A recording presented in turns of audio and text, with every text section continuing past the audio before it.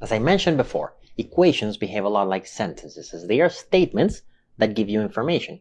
In this video, you will learn what a linear equation is, and what a system of linear equations is. As a matter of fact, you will be solving your first system of linear equations, which is extracting all the possible information from that system. Just like with systems of sentences, systems of linear equations can also be singular or non-singular based on how much information they carry. And as you already learned these concepts with real-life sentences, you are more than ready to tackle them with equations. In the previous video, you saw sentences such as between the dog and the cat, one is black. For the rest of the course, you'll focus on sentences that carry numerical information, such as this one. The price of an apple and a banana is $10. This sentence can easily be turned into equations as follows. If A is the price of an apple and B is the price of a banana, then the equation stemming from this sentence is A plus B equals 10. Of course, you might wonder why an apple and a banana together cost a whopping $10. To keep our example simple, I'm going to use these hypothetical prices with nice whole numbers. So while the thought of a $10 apple and banana might make your wallet shudder, rest assured, it's all in the name of mathematical simplicity. Now here's the first quiz in which you will be solving the first system of linear equations in this class. The problem is the following. You are going to a grocery store, but this is a very peculiar grocery store. In this store, the individual items don't have information about their prices. You only get the information about the total price when you pay in the register. Naturally, being a math person as you are, you're interested in figuring out the price of each item, so you keep track of the total prices of different combinations of items in order to deduce the individual prices. So the first day that you go to the store, you bought an apple and a banana and they cost $10. The second day you bought an apple and 2 bananas and they cost $12. And the question is, how much does each fruit cost? So several things may happen. You may be able to figure out the price of the apple and banana, or you may conclude that you don't have enough information to figure this out. Or even more, you may conclude that there's a mistake with the prices given this information. All of these are options in the quiz. And the solution is that apples cost $8 and bananas cost $2 each. Why? Well, from day 1, you can see that an apple plus a banana is $10. From day 2, you can see that an apple plus 2 bananas is $12. So what was the difference between day 1 and day 2? Well, in day 2, you bought 1 more banana than in day 1. Also, in day 2, you paid $2 more than in day 1. Thus, you can safely conclude that that extra banana you bought on day 2 cost $2. The extra $2 you paid on day 2 were because of that extra banana you bought on day 2. And now that you know that bananas cost 2, well, how much do apples cost? Well, from day 1, you can see that an apple and a banana cost $10. So if a banana costs $2, then the remaining $8 must correspond to the apple. Thus, each apple costs $8 and each banana costs $2. To start, you'll be solving your first system of 3 equations with 3 unknowns, and the problem is a familiar one. You're in a similar store as before, but now your goal is to find the prices of 3 items: an apple, a banana, and a cherry. So you go to the store 3 days in a row. On the first day, you bought an apple, a banana, and a cherry and paid $10. On the second day, you bought an apple, 2 bananas, and a cherry and paid $15. And on the third day, you bought an apple, a banana, and 2 cherries and paid $12. Now the question is, how much does each fruit cost? So the way to solve this is very similar to the way to solve the previous systems with 2 equations and 2 unknowns.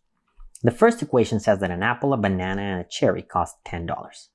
The second one says that the same arrangement plus an extra banana costs $15. Therefore, that extra banana must cost those extra $5. And the third one says that the same arrangement of day 1 plus an extra cherry costs $12.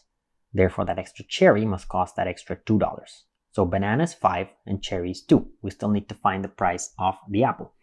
Now look at the first equation.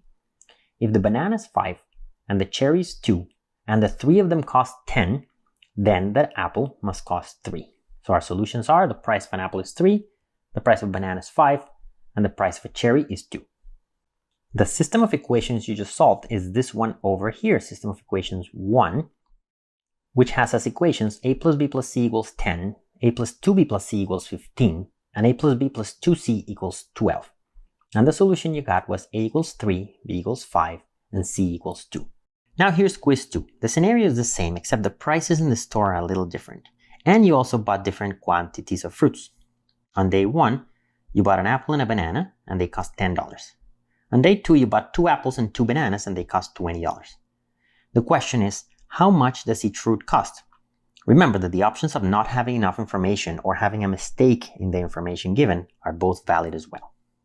For this problem, the solution is that there's not enough information to tell the actual prices. And why is this? Well, you can use a similar reasoning than before. From day 1, you can deduce that an apple and a banana cost $10. From day 2, you can deduce that 2 apples and 2 bananas cost $20. But these two equations are the same thing. They may not look the same, but in disguise, they're the exact same thing. Because you see, if 1 apple and 1 banana cost $10, then twice of 1 apple and 1 banana costs twice of $10, which is $20. So 2 apples and 2 bananas cost $20. Therefore, the system is redundant because it basically has the same equation twice. It's like that system of sentences where both sentences stated that the dog was black. The system didn't carry enough information. Now, what are the solutions to the system?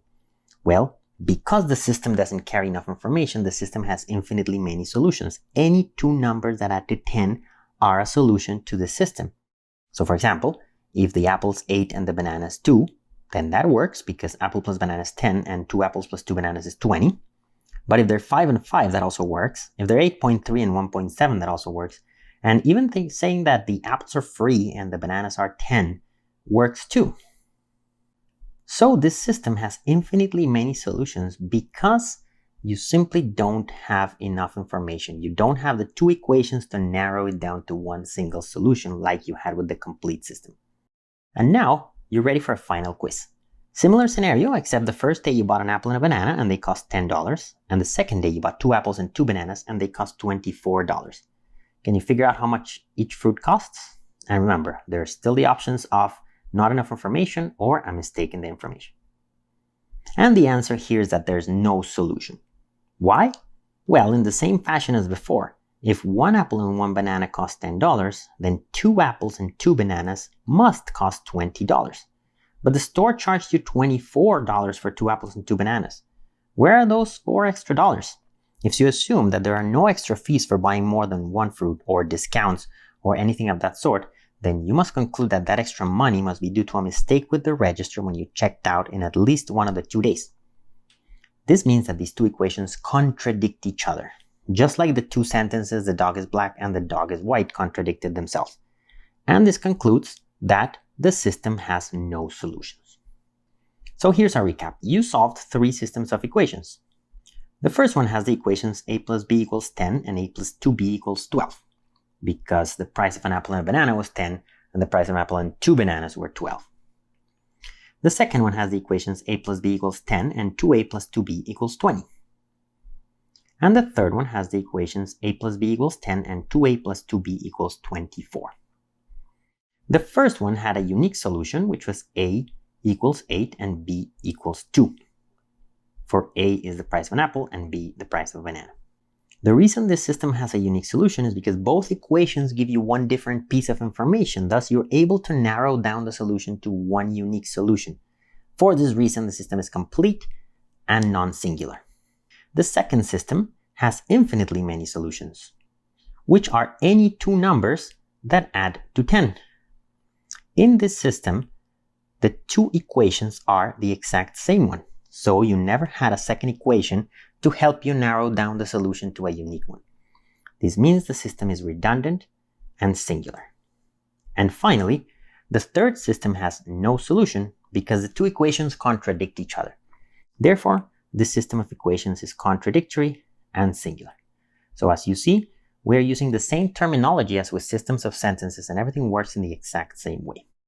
Now you're ready to solve more systems. Here are 3 systems to solve. Remember that just like before, some of them may not have a solution, some of them may have an infinite number of solutions. So if that's the case, please state it, even if any of the options already shows a solution to the system. And so here are the solutions. System 2 has infinitely many solutions. Why? Well, you look at equation 1, it says a plus b plus c equals 10, and from equation 2 there's an extra c and an extra 5, so that c must be equal to 5. The price of a cherry is 5. However, when you go from equation 2 to 3, there's also an extra 5 and also an extra c, so equation 3 brings nothing new to the table.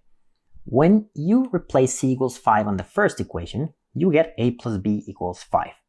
And actually, any triplet where the third number is 5 and the first two add to 5 works. So all of these are solutions to that system. That system has infinitely many solutions. Now let's look at system 3. System 3 has no solutions. Why? Well, from the first and the second equation, c is equal to 5. However, from the second and the third, c is equal to 3, because from the second equation to the third, when you bought an extra cherry and you paid an extra $3, so c is equal to 5, but c is equal to 3, that's a contradiction, so system 3 has no solution. What about system 4? Well, system 4 has infinitely many solutions. Why? Because as you can see, the second equation is 2 times the first one, and the third equation is 3 times the first one. So the first one is really the only equation here that matters. Or equivalently the second or the third, but only one of them matters. So any 3 numbers that add to 10 would work. So for example, 0, 0, 10, 2, 7, 1, 9, 1, 0. Any 3 numbers that add to 10 are a solution, so we have infinitely many solutions. And finally, some clarification. You may have noticed the word linear equation several times. What does that mean? Well, linear equation can be anything like a plus b equals 10, 2a plus 3b equals 15, 3.4a minus 48.99b plus 2c equals 122.5, anything like that. And notice that it can have as many variables as we want, but there's a special rule that must be followed. In a linear equation, variables a, b, c, etc., we're only allowed to have numbers or scalars attached to them. And there's also an extra number all by itself, like the 122.5 here, allowed to be in the equation.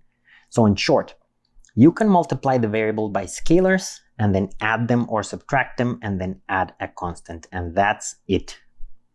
So what's an equation that's not linear? Well, nonlinear equations can be much more complicated. They can have squares like a squared, b squared. They can have things like sine, cosine, tangent, arctan, anything like that. Powers like b to the 5. They can have powers like 2 to the a or 3 to the b. And furthermore, you can actually multiply the a's and b's. In linear equations, you can only add them, but in a nonlinear equation, you can have ab squared, b divided by a, 3 divided by b, things like logarithms, anything along those lines. So linear algebra is the study of linear equations like the ones in the left.